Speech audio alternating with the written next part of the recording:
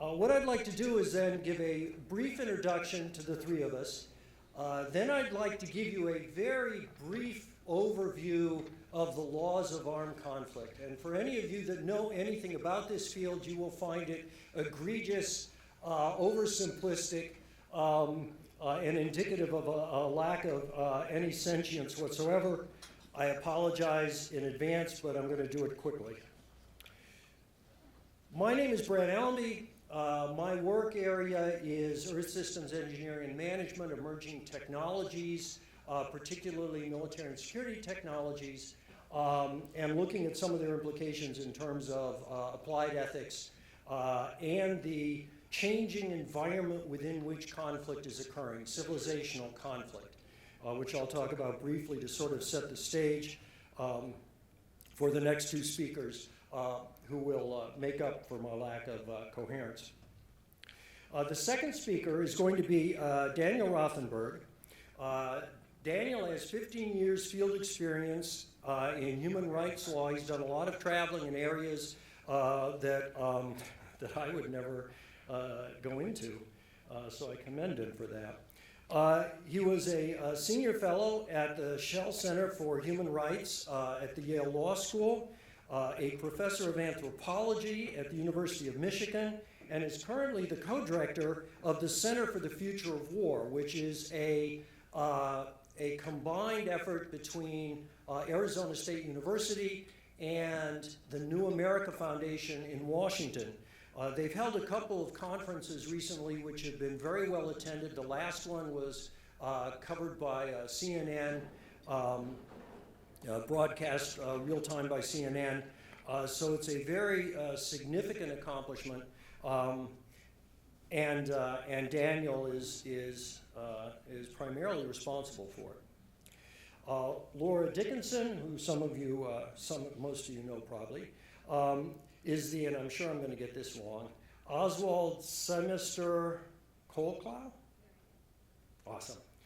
Research professor of law at George Washington University.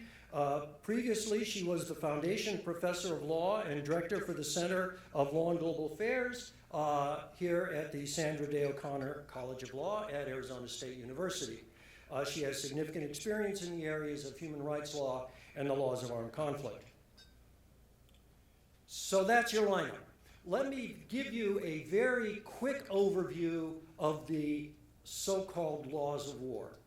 To begin with, there are three basic positions that people tend to take in this area. The first is pacifist. If you are a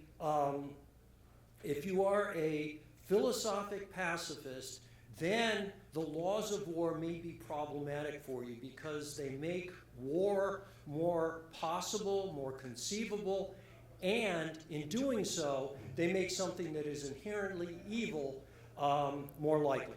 So you may oppose the laws of war. The center position tends to be the people that congregate around different forms of the laws of war, laws of armed conflict. The third position on the opposite end of the spectrum is the so-called realist position. In its pure form, the realist position basically says that states don't have to worry about ethics, that anything a state does to protect itself, to advance its interests, is de facto and de jure good. So you have the two strong positions of pacifism and realism on either side, and in the center, you have the laws of armed conflict, the laws of war. Historically, these are the product of literally thousands of years of work across many cultures by many, many different thinkers from many different perspectives. They have come together in a codified system, things like the Geneva Convention, in conventional sort of standards and norms that are applied in conflict situations. And they tend to break down into three general areas. The first is jus ad bellum, when can you go to war? The rough, gross answer to that is you can go to war in self-defense, or you can go to war because you get explicit authorization from the United Nations Security Council. And that's it.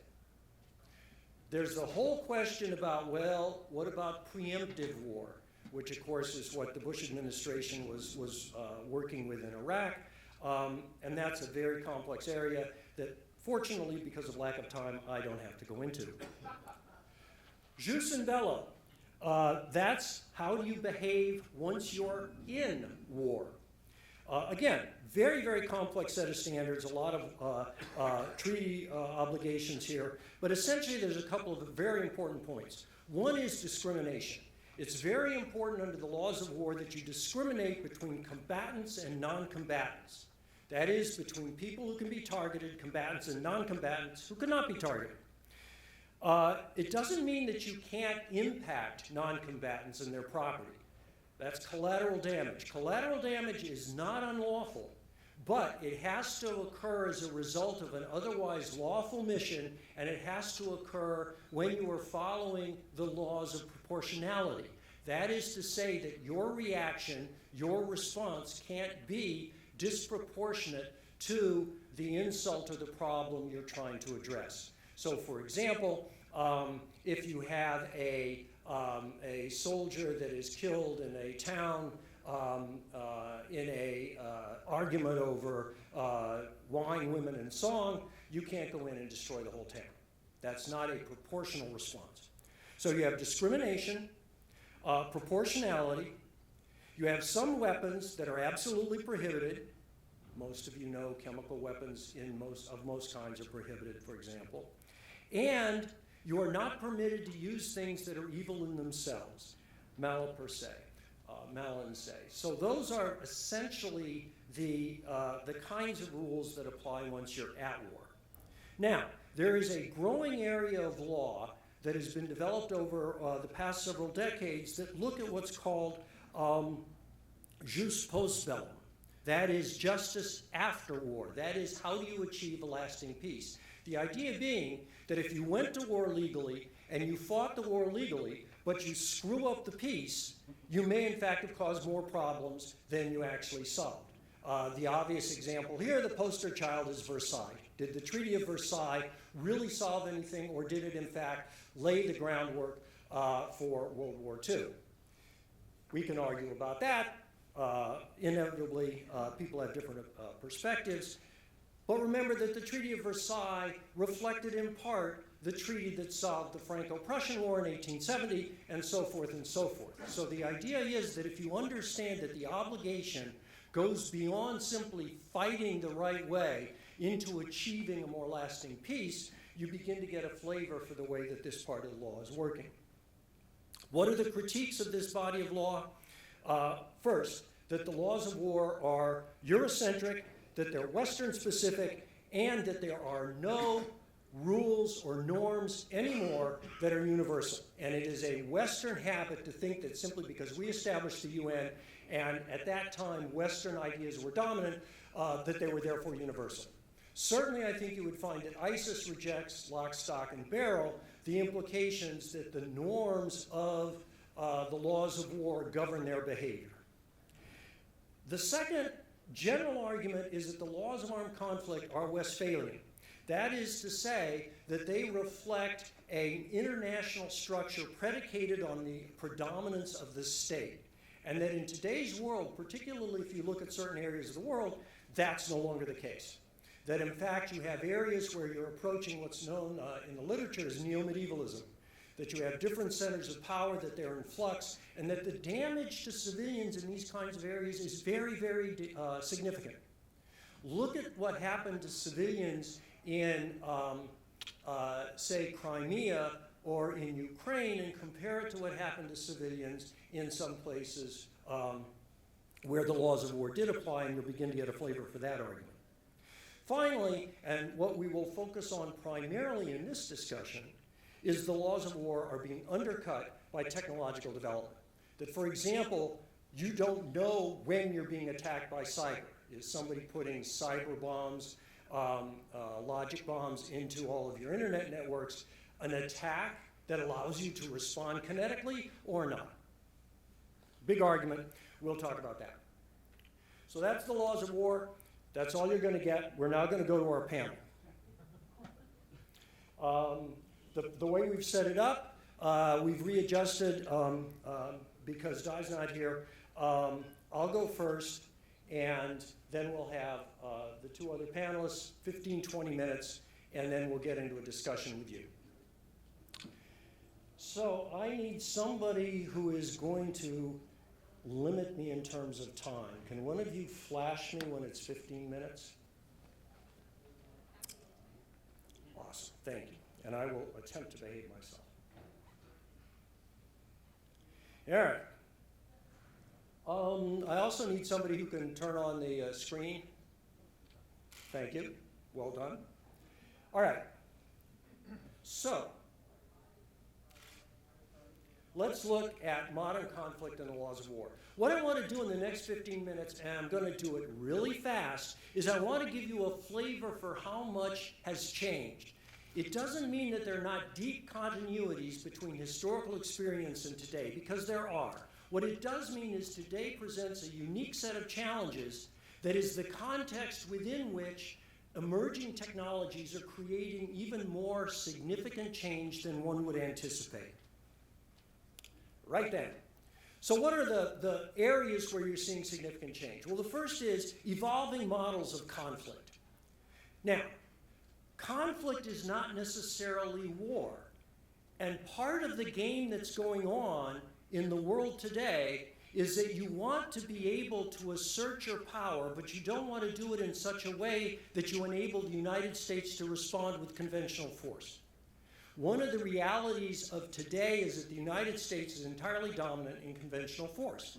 So if you're Russia, if you're China, you want to be able to exert power without triggering an American response. That was part of the game in Ukraine. How could Russia invade Ukraine successfully without triggering an American response? They did, you'll notice. But that was planned. That was not happenstance. That was not a bunch of guys figuring that since harvest was over, they were going to pick up guns and try to start a revolution in Ukraine. That was very well planned and very well executed. And it was an invasion. You have new and different players. Most people don't realize that a major reason that American casualties in Afghanistan have gone down is because we've transferred those casualties over to private military companies. Last year in Afghanistan, the deaths from combat-related events of private military companies in Afghanistan were more than the deaths of uniformed American soldiers. And the reason for that is people care about uniformed American soldiers. People don't care about mercenaries getting killed. So what we did was we transferred the death over to a body that made it more politically acceptable to have the deaths. Technological challenges abound. We'll talk about that. That's what we're going to talk about. There's a lot of interesting issues. This is an example of the kinds of things that are becoming important. Reality is becoming fragmented. Most of you will remember Novorossiya. Novorossiya was made up by some guys in the Kremlin. 2 weeks later, people were dying for it in Ukraine because it represented their historical heritage. That's the kind of thing that you can do if you understand the new games that are being played. Another example is that many of the tools that we deal with now, many of the weapons, are essentially remote and involve sensory systems and information feeds. Anything that has a sensor or an information feed in it can be hacked, which means you have to ask yourself, as soon as you're removed from the physical battlefield, which more and more we are, am I really seeing what's real? Am I in an Ender's Game situation where I don't know what's real, where maybe it's real and I don't think it is? How do I know? This actually is becoming a significant problem, and it's representative of the kinds of subtle changes that technology can bring about. And the argument, at least from my perspective, will not be that the laws of armed conflict are obsolete. They represent a huge investment of deep thought, philosophy, law, time, cultural commitment, and institutional commitment on the part of most of the world's major militaries. So they're not obsolete. but parts of them are becoming obsolete and parts of them are contingent. And if we don't understand and fix that, then we run the risk that the entire body of law and of practice and of norms will be viewed as obsolete when in fact there's still a lot of useful aspects to it. Right there. So what are some of the things that we're seeing in the conflict? Well, the first is the Russian campaign in Ukraine and Crimea. It's called by a number of names: fourth generation warfare, new generation warfare, hybrid warfare. And what it is an effort to do is to get around the entire body of law of jus ad bellum. Because you don't want the United States to be able to respond. What you want is to create a situation where the complexity and confusion is such that there is never an incident that brings forth an armed response by the United States. Now, part of the way you do this, for example, if you're Putin, is you do things like you weaponize Snowden. It was critical that Putin make sure that there was a significant gap between some NATO allies in Europe and the United States, because the United States could be expected to respond aggressively, and the effort would be to make Europe less able or less willing to respond aggressively. He did that, it was brilliantly done, and it had the desired effect. Chinese unrestricted warfare. The new Chinese doctrine is essentially that what we're in is a conflict between civilizations, and that any act that affects the relative power of one civilization as against another is part of that conflict. Now notice I didn't say war. This is where it gets interesting, because it means that if China is doing unrestricted warfare and we're in an arena of conflict, it doesn't have to be a military conflict. For example, the Chinese Confucian centers that are being established and have been established in a number of areas are part of China's effort to build soft power. Joe Nye at Harvard talks a lot about this. He's got some excellent books on it. What China is trying to do is to build a comprehensive long-term challenge to the United States that enables their rise to global supremacy. That makes a lot of sense from their perspective. Fighting a war with the United States to do it is not necessarily the most intelligent thing for them to do. They know it and we know it. So the game is to play it in different ways. This has some unexpected effects. Most people here remember when the New York Times published information about the extraordinary wealth of some of the family of Chinese prime minister, and how we took that as being, yeah, well, New York Times, good reportage, First Amendment. The Chinese took it as a direct attack because they have a different perspective of what constitutes conflict than we do. And because of that, the American response and the Chinese response went by each other like ships in the night because neither one of us understood what the other was talking about. It's a very dangerous situation when you have the rise of one nuclear power against an established nuclear power. Others, jihadist warfare. This is interesting because in this space, it is not just a rejection of some of the ways that we think about conflict or war. It is, in fact, a rejection of the norms that underlie the Westphalian worldview. That is to say that ISIS, for example, cannot accept any source of secular authority other than the Quran. What that does is that delegitimizes any sort of law of armed conflict that is dependent upon the Westphalian state-based model that all the rest of the players are following. So it is a profound challenge, not just to what we might call sense of human decency. They would obviously not phrase it that way. But it's a profound challenge to the entire structure of governance that we think clearly underlies the international order. Neo-medievalism. If you look at a map of the world, what you see is a very broad swath of unsettled states and competing powers going through sub-Saharan Africa and up into the Middle East. This area has been called neo-medievalist because there are no state authorities. This is where the Westphalian state model has in fact failed and continues to fail. But it is an important, and at least as far as current indicators are, a well-established area that is going to continue to be governed by different mental models and different institutional models than the ones that we assume. Soft power. Soft power is a huge and important area of conflict if you're getting into the idea of civilizational conflict. The question with soft power is, where does your real authority come from? The United States, for example, in the Iraq War, really torpedoed its soft power in two ways. The first was an attack, preemptive, that turned out not to be based on factual elements of the ground, and so represents in many ways a failure of Americans to pay attention to international laws and international norms in the eyes of many people. The second, of course, was some of the abuses that occurred during the Iraq conflict, which significantly undermined the moral authority of the Americans, which in turn was an important part of their asserted power. Economic and infrastructure degradation, the death of 1,000 cuts. There's evidence that this is going on already, but it's going on at a level that so far doesn't require any sort of kinetic response. And then you have the rise of very different parties.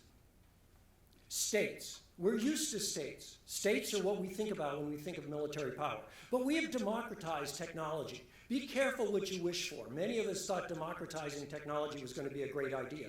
We have, in fact, democratized military technology, and it's not so clear that's a great idea. Anti-modernist ideologies and fundamentalisms. This is by no means limited to Islamic jihadism. In fact, this kind of fundamentalism is rising around the world in virtually all belief systems. It seems to be pretty foundational. If that is the case, then what you've got are very different groups that may not have the same interest in stability that states do. In fact, in some cases, it's clear that the interest is in creating instability. Firms. This is not just private military companies. Every firm that does business in dangerous areas, think of extractive firms that have to go where the ore is or where the petroleum is. Every one of those firms has private militaries at its call.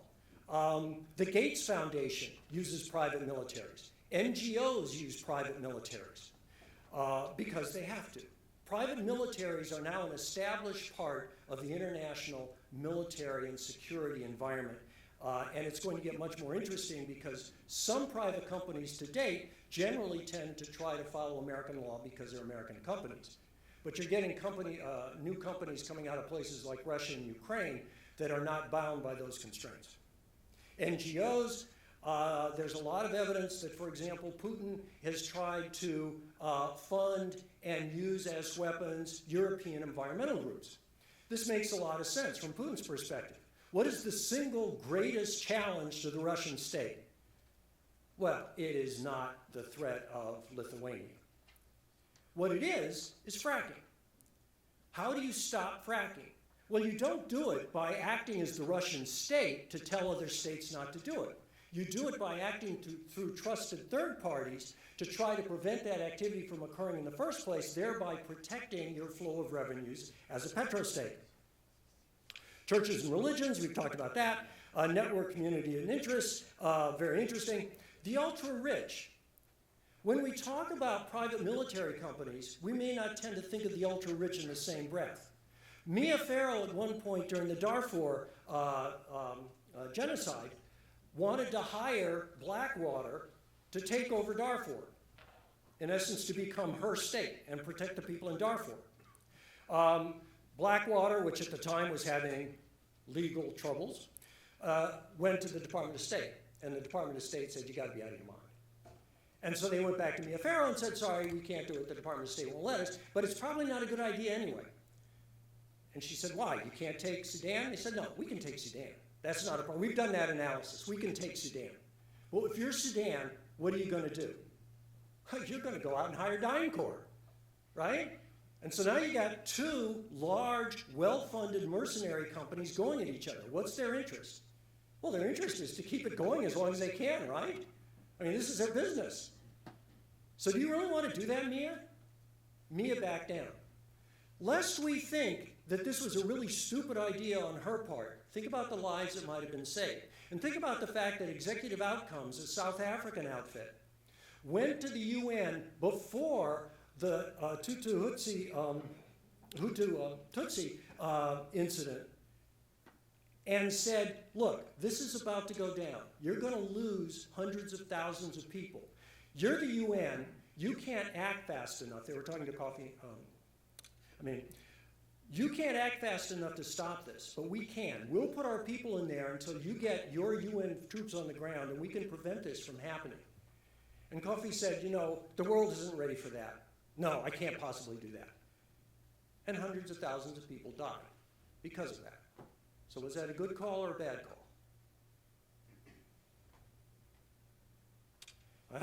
Time, okay. So, what is the bottom line? The bottom line is that the changes that are occurring are destabilizing much of the structure that humanity has built painfully over thousands of years to try to manage inevitable conflict. You and your children and your children's children are going to live in a world of conflict. You can't help that. The enemy always gets a vote, and the enemy is voted for conflict. You have no say over that. What you can do, if you understand these kinds of things well enough, is you can convert destructive conflict, war, to constructive conflict. But to do that requires a far more sophisticated effort than anything that we've put together yet. And I think that's our responsibility. Thank you. All right. And I should point out that mine's the cheerful talk. So good morning. Thanks so much. Special thanks to Gary Marchant and the Center for Law Science Innovation, and also the Lincoln Center for putting this together. I mean, it's a very impressive, it's impressive 3 days covering a lot of different issues. So our panel is called Just War Theories and Emerging Technologies. The history of just war theories, to go back to Brad's point of a kind of a little overview, it's one of the older elements of international law. It's one of the kind of foundational, in fact, when you look at international law, it's one of the core ideas that defines the growth of this thing that we now kind of can substantively call international law. It comes from the idea of determining under what conditions engaging in the brutal destruction of war is acceptable. Has a strong moral core. I mean, there's different tendencies within the just war theories, but I sort of want to use as the kind of foundation for this discussion that the idea of just war and its long history and the evolution of those ideas into a kind of more robust and complicated and codified laws of war, called international humanitarian law or law of armed conflict, depending who you talk to, it's one of the most extraordinary human accomplishments. Because war, obviously, right, is a type of purposeful, focused destruction. And it seeks as its end a kind of domination, and it integrates into its practice, all sorts of extraordinary levels of suffering. And at the core of both just war theory and international humanitarian law is the idea that this practice that is fundamentally destructive ought to have rules and regulation that limit the horror that is obviously integrated into war. The fact that human beings decided to come up with this, and it became an early core concept that is in some ways a foundation for a lot of what has become the international, global international law and international regulatory system and institutions we've created. People often forget, because it's often a very technical field, especially among practitioners, there's a kind of forgetting of just what an amazing accomplishment it is to have come up with these ideas, to have invested in these ideas, and actually to have seen their capability in practice to reduce suffering in war. Because war is so devastating, and because these laws are never perfect, and because they're implemented in all kinds of problematic ways, the failure of the operation of the laws of war is usually what people talk about. But the fact that it exists at all is a fairly extraordinary thing. And in fact, there's evidence suggesting that even non-state actors that are very imperfectly woven into the IHL system have their own mechanisms of reducing the destructive nature of what they do. And so there's a lot going on in the space of human beings deciding to reduce the level of destructiveness that is war and armed conflict, as it's often called. So that's not really what I want to talk to you about is actually just some ideas about ways in which emerging technologies are transforming conflict and war, and that they call out for regulation, and that there's regulatory questions that are pressing. One of the difficult things of regulating any kind of really radically new form of technology is it can't work, in that regulations demand a kind of level of solidity, and they require institutions to implement them, and they have a kind of formality to them. So the most classic ideas of regulatory systems, like say what the Geneva Conventions are for IHL, it's a cumbersome, bureaucratically complex mode of implementation, and it's not fundamentally adaptable. So one thing about trying to regulate things that are changing quickly as they change, it's got to be imperfect. It's got to be a difficult, complex match, and adaptability and flexibility just don't go hand in hand with a lot of regulatory systems. So it's a challenge that can't be perfectly addressed, but it's similarly a challenge that we can't avoid. So I want to talk about two specific issues and how they play into this general context, but with those foundations, that the incredible accomplishment that is the regulation of conflict, and the fact that it's essentially difficult and somewhat impossible to it's possible to perfectly regulate anything, but it's particularly difficult to regulate those things that are in a process of transformation, because you don't actually even know what you're regulating, right? It isn't just the bureaucratic and logistical complexities, it's that the thing itself is shifting. So in terms of emerging military technologies, we hear a lot about them, new forms of destructive capabilities and new armaments.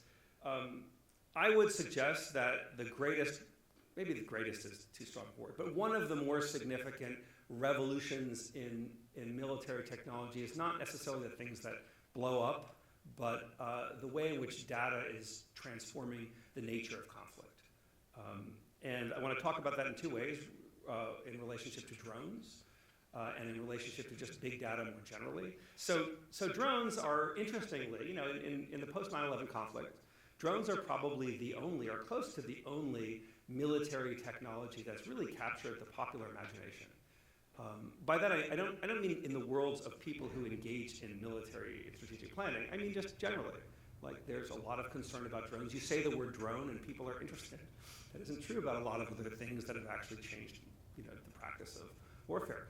So that's a fascinating component about drones, although interestingly, a lot of the popular conception of what drones are and what they do and what sort of innovation they bring to battle spaces is wrong. I just watched Good Kill, just one of the many elements of popular culture that use drones. And what's interesting about it is that almost all of the drone deployment in that movie involves shooting missiles and killing people, virtually all of it.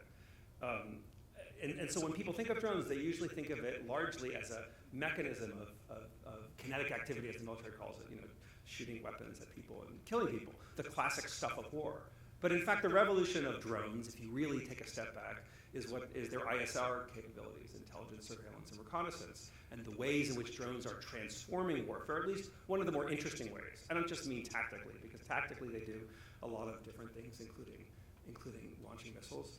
But the real thing that they do that's unique and special to the machine, because it's really a platform on which things are attached, is data collection.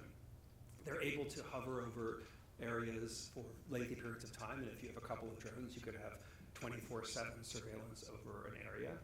They are relatively inexpensive, but mainly they gather data of various forms, and the data has enormous capability. To try to cover this quickly, I just want to make a distinction.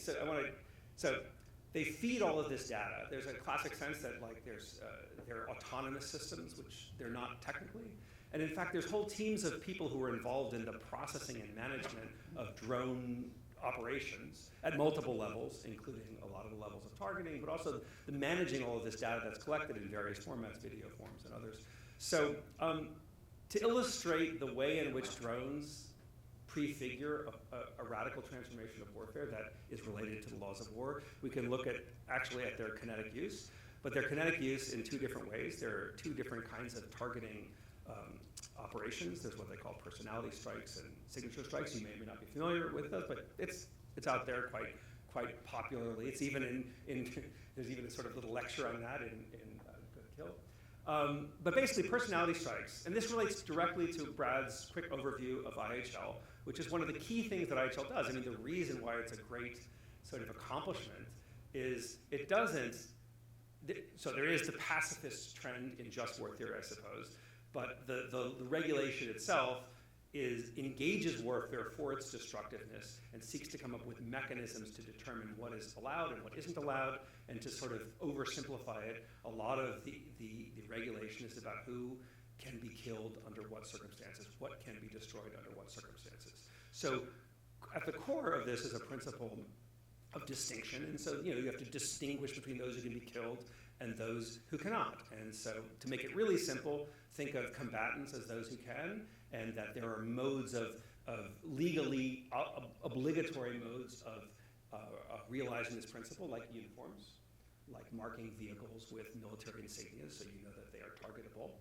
And so those with uniforms in a classic IHL circumstance can always be targeted, whether they're sleeping or whether they're formally involved in combat. It doesn't matter. And then those who are civilians, who are fundamentally protected, cannot be subjected to kinetic actions, cannot be killed. So, to get back to personality strikes versus signature strikes, so in the environment where drones are operating, in fact, in a lot of the environments where wars are actually taking place, or armed conflict, if you prefer that terminology, the clear markers of distinction are not present, obviously, right? This is the case in lots of civil wars, insurgencies, certainly the case in the conflicts in Iraq and Afghanistan for the majority of adversaries to the U.S., that is to say, after the formal military, the Iraqi government was destroyed very quickly. But there's still a legal obligation on the United States to realize and respect the principle of distinction. There's a question as to how to do that. But let's just take all of the government's arguments at face value and say that in the case of personality strikes, a personality strike is when the government knows the identity, the personality of the target, and then engages in a kinetic action to kill that target. And let's assume it's all above board in terms of the knowledge that's there, and let's leave aside the very complex and real arguments about where force can be projected, whether that can be done in northern Pakistan, whether that can be done in Yemen, Somalia, et cetera. So in a classic personality strike, the identity is known, and in a classic signature strike, it's quite the opposite. And the difference is instructive for the ways in which the laws of war are challenged by emerging military technologies, and not just the situation at the moment, but in fact the really radical direction this is taking us.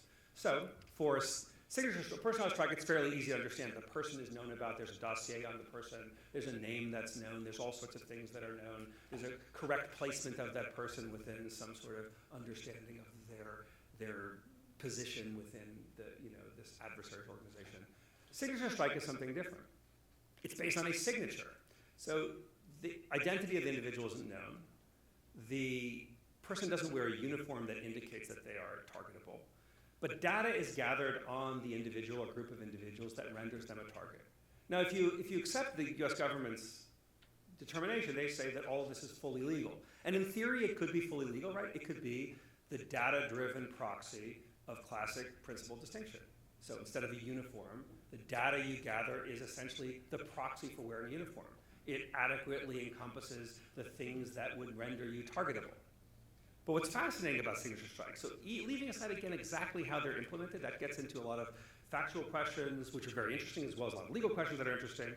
But perhaps more to the point for this group is, how do we know who those people are that display signatures that are so significant in what they indicate that it allows that person to be legally killed? In the absence of these other understandings, you don't know who the person is, the person doesn't wear a uniform, they're not actively engaged in combat, right? A lot of the drone strikes are for people who are sitting in their homes, right? Far from a battlefield. So the data comes from lots of places, and this is really the innovation of drones, but not just innovation of drones, this is the direction that data-driven warfare is taking us.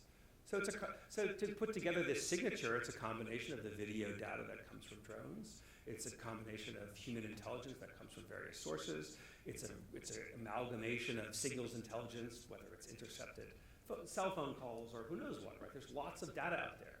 But the massive amount of data collection, if you could just take a step back from the actual use of drones in these environments and imagine what this means for the reconceptualization of war legally and strategically and tactically. What if targeting was all based on data collected from multiple sources, and the data was run through various forms of analysis, and that was understood to be a legal basis for engaging in warfare? One thing that allows this is the growth of precision weapons. So precision weapons enable the direction of force towards very specific targets, and that's one of the things drones do, clearly, and lots of other platforms do. But more to the point is, we're at a stage where we're beginning to see a transformation of traditional understandings of war as the projection of force, lethal force. It used to be constrained by all sorts of issues, geographical issues, the understanding of who could be targetable, in almost a kind of ritually, publicly presented format. Think of the classic war movies of lines of formally attired soldiers facing off against each other, even with a band playing on a formal battlefield that's been agreed upon by both parties as a singular space for this warfare to take place. That seems almost comical in a sense, or at least sort of unwieldy and sort of counter to the goals of warfare now, but it clearly wasn't in a prior time. We've seen war change in lots of ways, but we're at a stage where a combination of emerging technologies that allow for precision attacks, a massive capacity to manage and control data of a form that we are just beginning to see its implications, and a body of law that has enormously rich, I think, profound moral ground that is not easy to unseat. I think actually the fact that we've had a just war tradition, which is a good reason it was called that instead of just IHL. IHL is a relatively recent invention, depending how you want to, look at its genesis, but it's not been around a long time, but just war theory has been around a very long time, and arguably it has components that go to even non-state societies. In any case, there's a rich tradition of seeking to limit the devastation that is warfare. War is constantly changing. We're at a moment where the management of data, coupled with other technological innovations, is placing us in a position where our current language of law is not adequate to manage this, and we see this in the debates about drones and these other debates, that difficulty of applying the existing rules to the context is complex. But if we use a little bit of imagination, we can see that this is a space that's rapidly transforming in so many ways, and you're like the perfect audience for this because you have such expertise in the multiple areas where things that are known about in research produce different kinds of data that can be conceivably collated and used for war-related purposes, whether it's direct targeting or other purposes. And just I'll leave you with this thought. We've seen very little focus on this side of how the post-9/11 wars have transformed conflict. But I would suggest to you that it's one of the most profound ways that the U.S. has gathered enormous amounts of information. In Iraq, there wasn't a phone call that wasn't tracked. The massive amount of biometrical data that was collected from tens, if not hundreds of thousands of Iraqis is staggering. And just the way that this material is now beginning to be brought together through analytic mechanisms is something that has a lot to do with the ways in which war is moving, and has everything to do with the way we need to take the classic principles of just war theory and apply them to the challenges of the present and the future. So thanks so much.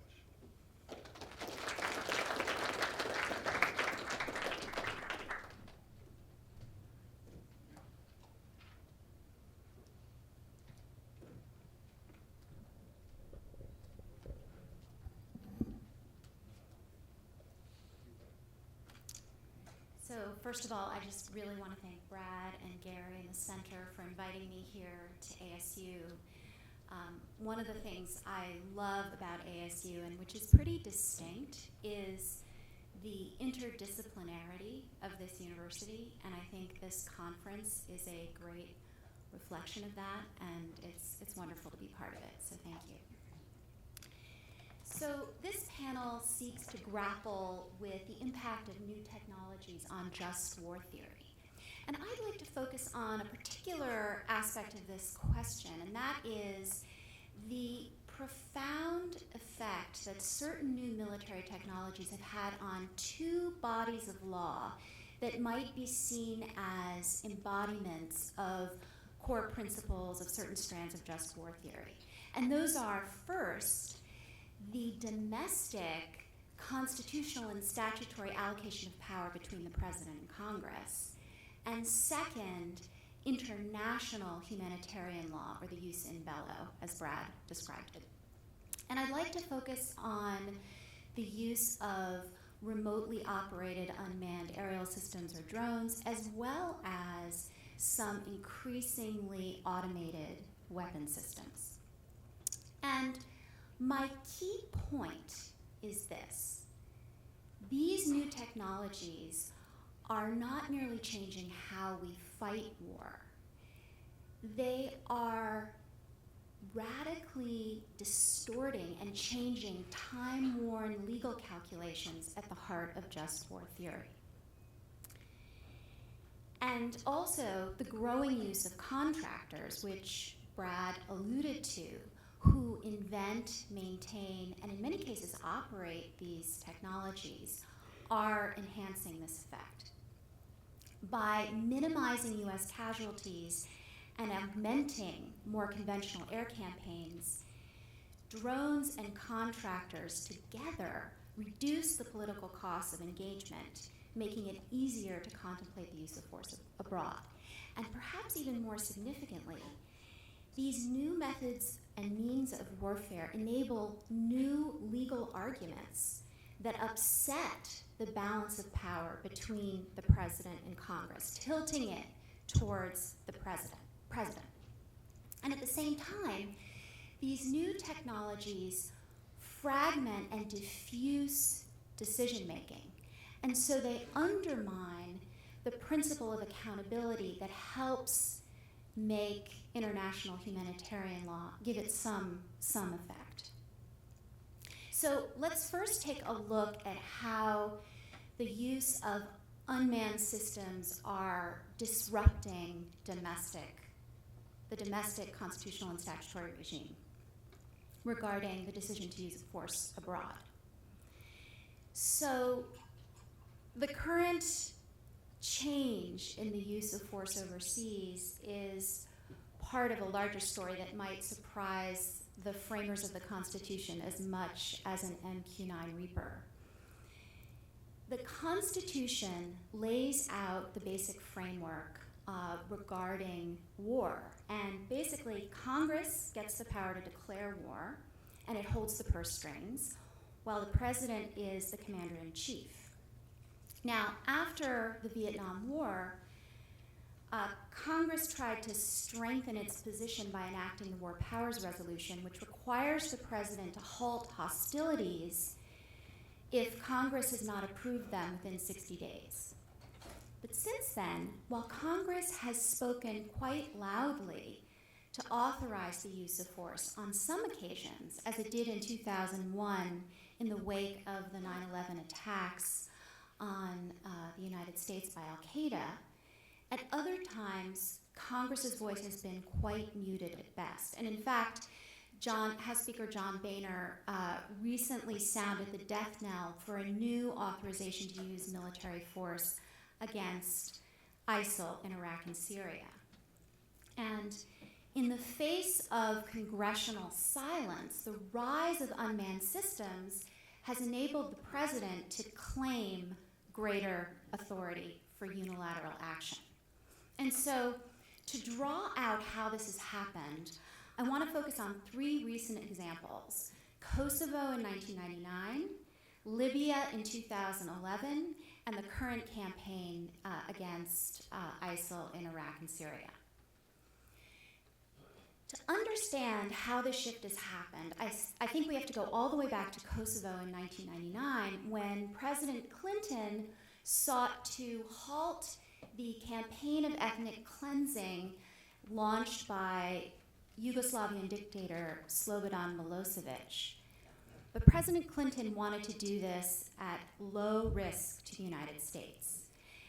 And this strategy had a double goal: to stop the killing, but to do so without spilling US blood. Now, drones were actually a part of that story. The US had used them as far back as Vietnam, but by this point they had evolved in their capabilities such that they could help the air campaign be more effective. They didn't conduct strikes at this point, but they could fly lower and hover and gather information, as Daniel has described, to enable more precise targeting and transmit information in real time, which was quite significant. And during the 78-day air campaign, there were no US combat casualties. And in addition, after the campaign, the US basically forced Milosevic to allow US troops in, but we were able to send fewer peacekeepers in because we sent in contractors. And in fact, the ratio of contractors to troops in the Balkans was 1.5 to 1. So in other words, drones and contractors delivered a 1-2 punch that enabled the military to reduce its footprint and cut back on the risk of casualties. And this strategy of waging war from a safe distance resulted in a new way of thinking about the legal relationship between Congress and the president. So at the time, Clinton administration lawyers didn't explain the legal authority for the president to act, even though Congress had remained silent. But a decade and a half later, when the OLC, the Office of Legal Counsel, sought to justify President Obama's use of force in Libya in 2011 without congressional authorization, it suggested that Clinton in Kosovo had never needed to get Congress's blessing, in part because the risk of casualties was so minimal. So then, by the time of the Libya campaign, the technology of unmanned systems had developed to such a point that it was even easier to use force while limiting risk. And again, drones enhanced our Air Force's capabilities by gathering information, especially in dense urban areas, and enabled a more targeted campaign. But now they could also drop bombs. And during the roughly 7-month campaign, which we led initially but then turned over to NATO, unmanned systems launched 145 of the strikes on Libya, about half of the overall total, while also doing most of the spotting that enabled the manned strikes. And then, after NATO declared the conflict over in October, drones didn't go home, but they continued to fly combat air patrols, primarily for surveillance. But as in Kosovo, the US had used the 1-2 punch of drones, then combined with contractors, because contractors came in particular security contractors, and indeed some of the contractors were those who were killed in the notorious Benghazi incident in September of 2012. Now, here administration lawyers argued that very explicitly that the reduced risk of casualties made possible by the drones justified an exemption from Congress's exclusive declare war power. Basically, an OLC memo at the time said that a particular use of force is war, quote, for constitutional purposes, only if there are prolonged and substantial military engagements, typically involving exposure of US military personnel to significant risk over a substantial period. And then on top of this, administration lawyers Harold Coe and Robert Bauer, over OLC's objections, argued that the Libya campaign didn't fall within the War Powers Resolution, which has a 60-day limit on hostilities. They said it wasn't hostilities. So it didn't matter that Congress hadn't approved it. In other words, because US blood would not be at risk, it wasn't warfare. So this same kind of thinking has undergirded our current campaign in Iraq and Syria. And again, we see the use of drones combined with, to some degree, contractors, and that has been critical. Central Command says that there have been about 15% of the strikes are drone strikes, but again, the drones are collecting data and enabling the other strikes, the manned strikes, to take place. And we also have contractors, not the same numbers that we had in Iraq and Afghanistan, but we do have a contractor presence that enables the military footprint to be lighter. And the administration has basically argued that the strikes are legal under domestic law because the existing authorization to use military force against al-Qaeda from 2001 covers the current operation, even though ISIL and al-Qaeda are two different organizations now, and they're literally fighting each other on the ground. I would suggest, though, that the administration, we might see the administration argue that because of the minimal risk to U.S. casualty, the minimal risk of U.S. casualties, we're not engaged in a war, we're not engaged in hostilities. So we can see how these new technologies have altered the legal analysis of the resort to force under domestic, constitutional, and statutory law in quite profound ways. In my remaining time, I just want to say a little bit about how these new technologies have affected international humanitarian law and have destabilized international humanitarian law. So Brad did a great job of describing the core international humanitarian law framework that is a reflection of one of the key strands of just war theory. Most notably, it embodies the principles of distinction and proportionality in war. Now, some scholars argue that these new technologies, unmanned systems, increasingly automated systems as well, actually effectuate these principles better than human beings can on the battlefield, because human trigger pullers can be buffeted by emotions in that very challenging context. But I want to put that argument to the side. Even assuming it's true, I'd like to argue that remote systems and increasing automation disrupt this body of law because they diminish authority and decision-making by fragmenting the decision-making process and diffusing it across a larger and larger number of individuals, and thereby threaten the system of accountability that is one piece of ensuring some measure of effectiveness for international humanitarian law.